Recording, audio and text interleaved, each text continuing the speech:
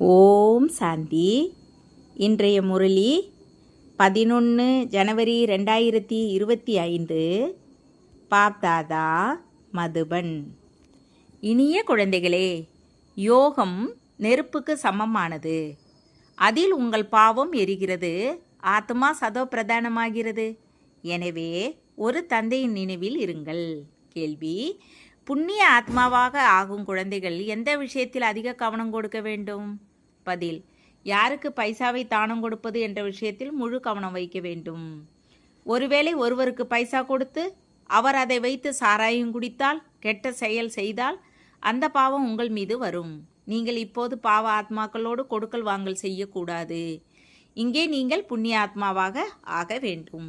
பாடல்: அவர் நம்மை விட்டு பிரிவது இல்லை. ஓம் சாந்தி. இது நினைவின் நெருப்பு என்று சொல்லப்படுகிறது. யோக அக்னி என்றால் நினைவு நெருப்பு. நெருப்பு என்ற வார்த்தை ஏன் சொல்லப்படுகிறது? ஏனென்றால் இதில் பாவம் எரிகிறது. நாம் எப்படி தமோ பிரதானத்தில் இருந்து சதோ பிரதானம் ஆகிறோம் என்பதை குழந்தைகள் நீங்கள் மட்டுமே அறிவீர்கள். சதோ பிரதானத்தின் அர்த்தமே புண்ணிய ஆத்மா, தமோ பிரதானத்தின் அர்த்தமே பாவ ஆத்மா. இவர் புண்ணிய ஆத்மா, இவர் பாவ ஆத்மா என்று சொல்லப்படுகிறது. இதிலிருந்து ஆத்மாதான் சதோ பிரதானம் ஆகிறது. பிறகு பிறவிகள் எடுத்து எடுத்து தமோ பிரதானம் ஆகிறது என்பது நிரூபிக்கப்படுகிறது. எனவே அது பாவ ஆத்மா என்று சொல்லப்படுகிறது. வந்து தூய்மையான ஆத்மாவாக மாற்றுங்கள் என்று சொல்லியே பதித்த பாவன தந்தையையும் நினைவு செய்கிறார்கள். யார் அழுக்கான ஆத்மாவாக மாற்றியது என்பது யாருக்கும் தெரியாது. எப்போது தூய்மையான ஆத்மாக்கள் இருந்தனவோ அப்போது அது ராமராஜ்யம் என்று சொல்லப்பட்டது. உங்களுக்கு தெரியும், இப்போது பதித்த ஆத்மாக்களாக இருக்கிறார்கள். எனவே இது ராவணராஜ்யம் என்று சொல்லப்படுகிறது. பாரதமே தூய்மையாகவும் பாரதமே அழுக்காகவும் ஆகிறது. தந்தை வந்து பாரதத்தை தூய்மையாக மாற்றுகிறார். மற்ற எல்லா ஆத்மாக்களும் தூய்மையாகி சாந்திதாமத்திற்கு செல்கின்றன. இப்போது இருப்பது துக்கதாமம். இவ்வளவு சகஜ விஷயமும் புத்தியில் அமர்வதில்லை.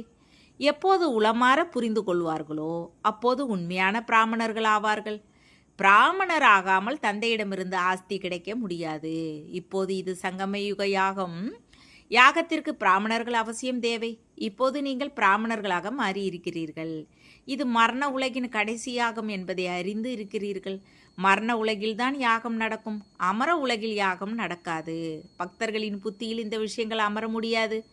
பக்தி முற்றிலும் தனிப்பட்டது, ஞானம் தனிப்பட்டது. மனிதர்கள் பிறகு வேத சாஸ்திரங்களையே ஞானம் என்று நினைக்கிறார்கள்.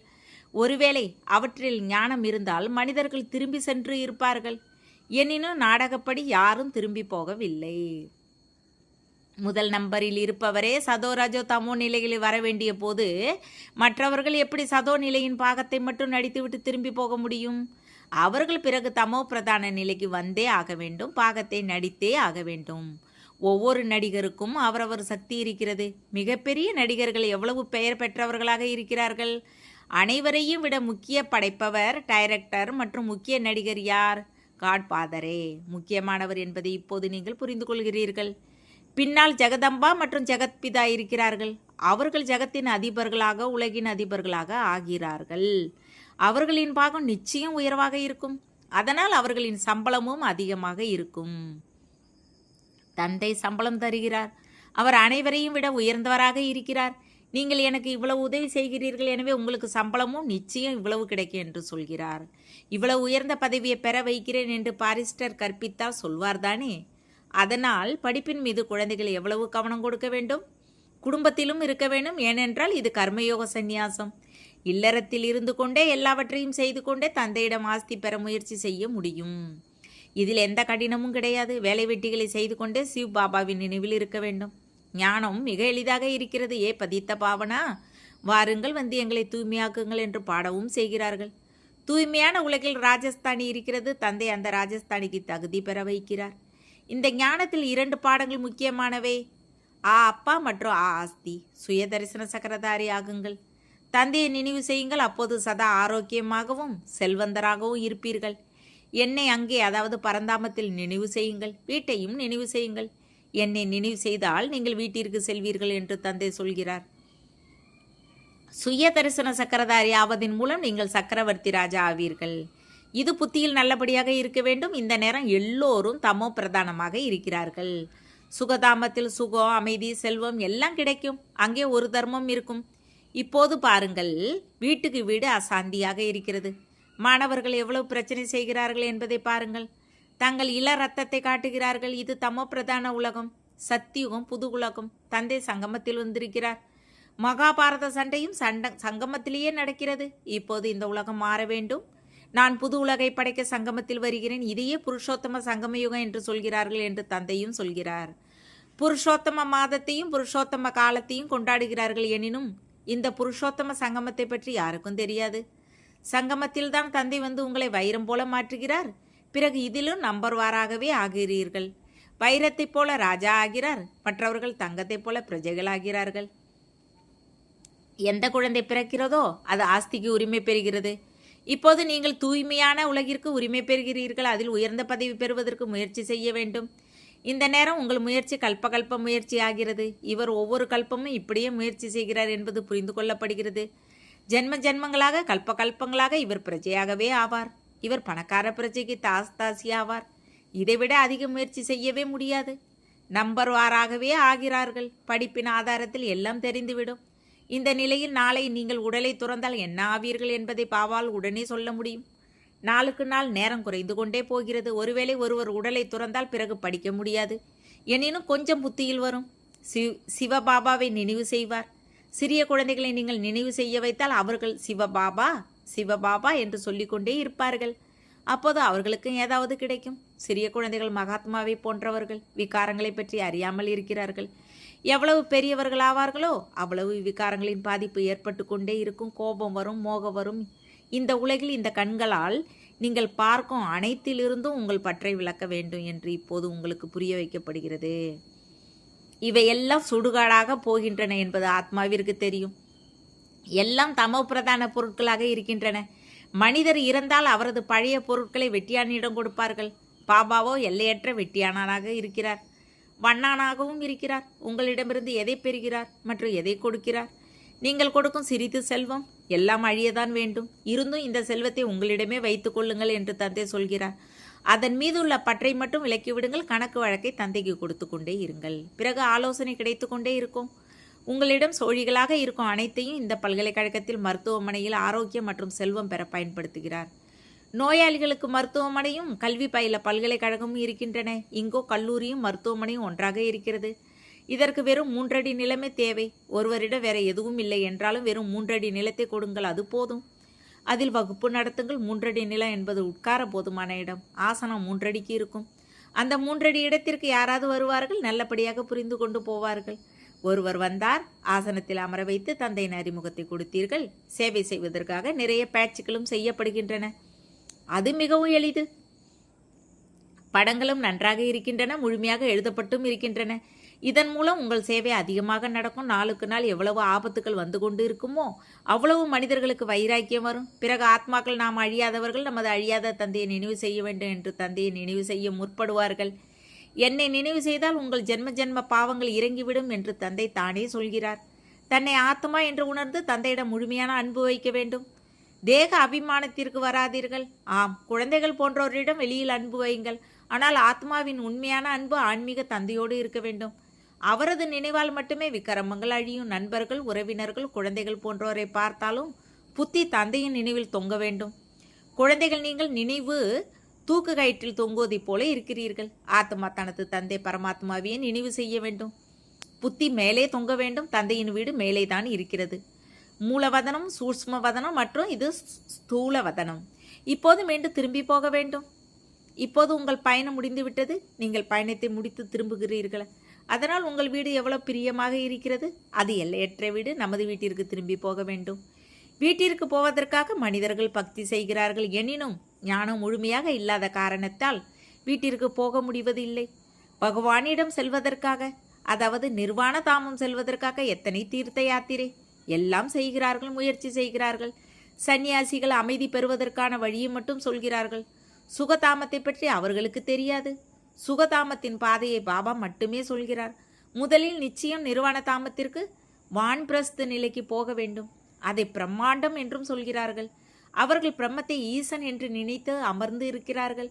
ஆத்மா புள்ளியாக இருக்கிறது. நாம் இருக்கும் இடம் பிரம்மாண்டம். உங்களுக்கும் பூஜை நடக்கிறது தானே. இப்போது புள்ளிக்கு என்ன பூஜை செய்வார்கள்? பூஜை செய்யும் பொழுதே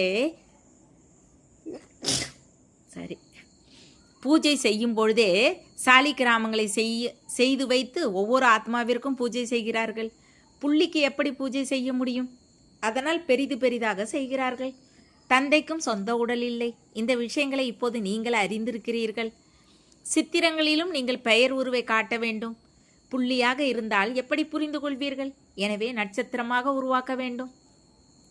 அப்படி நிறைய திலகத்தை தாய்மார்களும் வைத்துக் கொள்கிறார்கள். வெள்ளை நிறத்தில் தயாராக கிடைக்கிறது. ஆத்மாவும் நட்சத்திரத்தை போல வெண்மையாக இருக்கிறது. இதுவும் ஒரு அடையாளம். பூர்வ மத்தியில் ஆத்மா இருக்கிறது, மற்றபடி யாருக்கும் அர்த்தம் தெரியாது. இத்தனை சிறிய ஆத்மாவில் எவ்வளவு ஞானம் இருக்கிறது என்பதை இந்த பாபா புரிய வைக்கிறார். எவ்வளவு வெடிகுண்டுகளை தயாரித்து கொண்டே இருக்கிறார்கள். ஆச்சரியமாக இருக்கிறது. ஆத்மாவில் அவ்வளவு பாகம் நிறைந்து இருக்கிறது. இவை மிக ஆழமான விஷயங்கள். இவ்வளவு சிறிய ஆத்மா உடலை கொண்டு எத்தனை வேலைகளை செய்கிறது. ஆத்மா அழியாதது. அதன் பாகம் ஒருபோதும் அழிவதில்லை. நடிப்பும் மாறுவதில்லை. இப்போது மிகப்பெரிய மரமாக இருக்கிறது. சத்தியுகத்தில் எவ்வளவு சிறிய மரமாக இருக்கும், பழையதாக மாறாது. இனிய சிறிய மரக்கன்று இப்போது நடப்படுகிறது. நீங்கள் அழுக்காக மாறியிருந்தீர்கள். இப்போது மீண்டும் தூய்மையாக மாறிக்கொண்டு இருக்கிறீர்கள். சிறிய ஆத்மாவில் எத்தனை பாகம் இருக்கிறது. இதுதான் இயற்கை. அழியாத பாகம் நடந்து கொண்டு இருக்கிறது. இது ஒருபோதும் முடிவதில்லை. ஆத்மா அழியாத பொருளாக இருக்கிறது. அதில் அழியாத பாகம் நிறைந்து இருக்கிறது. இது அதிசயமாக இல்லையா? குழந்தைகள் ஆத்மா அபிமானி ஆக வேண்டும் என்று தந்தை புரிய வைக்கிறார். தன்னை ஆத்மா என உணர்ந்து தந்தையை நினைவு செய்யுங்கள்.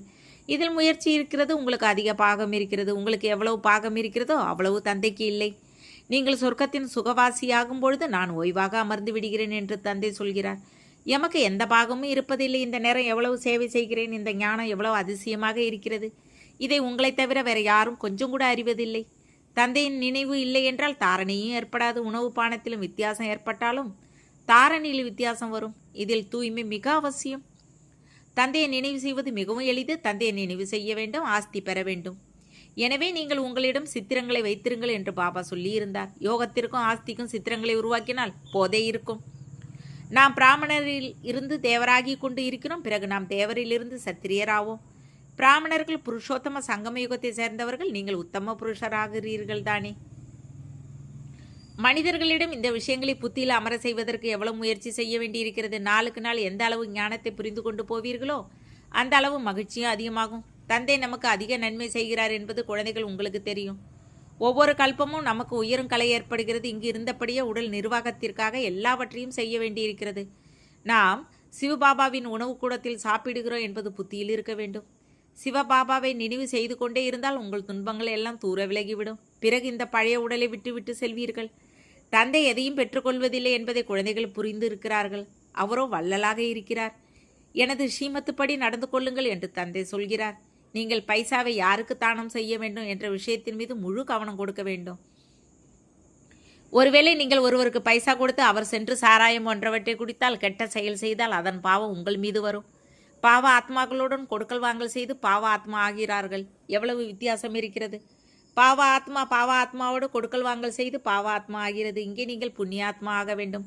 அதனால் பாவ ஆத்மாக்களோடு கொடுக்கல் வாங்கல் எதுவும் செய்யக்கூடாது. யாருக்கும் துக்கம் கொடுக்கக்கூடாது. யார் மீதும் மோகம் கொள்ளக்கூடாது என்று தந்தை சொல்கிறார். தந்தையும் சாக்ரீனாக வருகிறார். பழைய மதிப்பற்ற பொருட்களை பெற்றுக்கொண்டு எவ்வளவு வட்டி தருகிறார் என்பதை பாருங்கள். மிகப்பெரிய வட்டி கிடைக்கிறது. எவ்வளவு அப்பாவியாக இருக்கிறார். 2 பிடிக்கு பதிலாக மாளிகையே கொடுக்கிறார். நல்லது. இனிமேலே இனிமையான காணாமல் போய் கண்டெடுக்கப்பட்ட செல்ல குழந்தைகளுக்கு தாய் தந்தை பாப் தாதாவின் அன்பு நினைவுகள் மற்றும் காலை வணக்கம். ஆன்மீக குழந்தைகளுக்கு ஆன்மீக தந்தை நமஸ்தே. ஆன்மீக தந்தைக்கு ஆன்மீக குழந்தைகளின் அன்பு நினைவுகள் மற்றும் நமஸ்தே, காலை வணக்கம். தாரணைக்கான முக்கிய சாரம் 1. இப்போது பயணம் முடிந்து விட்டது. வீடு திரும்ப வேண்டும். எனவே இந்த பழைய உலகத்தின் மீது எல்லையற்ற வைராக்கியம் கொண்டு புத்தியோகத்தை தந்தையின் நினைவில் மேலே தொங்க விட வேண்டும். 2. சங்கம யுகத்தில் பாபா எந்த யாகத்தை படைத்து இருக்கிறாரோ அந்த யாகத்தை பராமரிப்பதற்காக உண்மையான பவித்திர பிராமணராக வேண்டும். வேலை வெட்டி செய்த போதும் தந்தையின் நினைவில் இருக்க வேண்டும். வரதானம்: ஆதி ரத்தனம் என்ற நினைவால் உங்கள் வாழ்வின் மதிப்பை அறிந்து சதா சக்திசாலி ஆகுக. பிரம்ம பாபா எப்படி ஆதி தேவராக இருக்கிறாரோ அப்படி பிரம்ம குமாரிகளும் ஆதி ரத்தினங்களாக இருக்கிறீர்கள். ஆதி தேவரின் குழந்தைகள் மாஸ்டர் ஆதி தேவர்கள் ஆதி ரத்தினம் என்று உணர்ந்தால்தான் உங்கள் வாழ்வின் மதிப்பை அறிய முடியும். ஏன் என்றால் ஆதி ரத்தினம் என்றால் பிரபுவின் ரத்தினம்.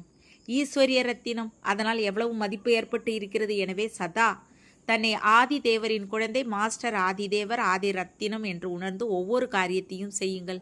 அப்போது சக்திசாலி ஆகுக என்ற வரதானம் கிடைத்துவிடும். எதுவும் வீணாக போக முடியாது.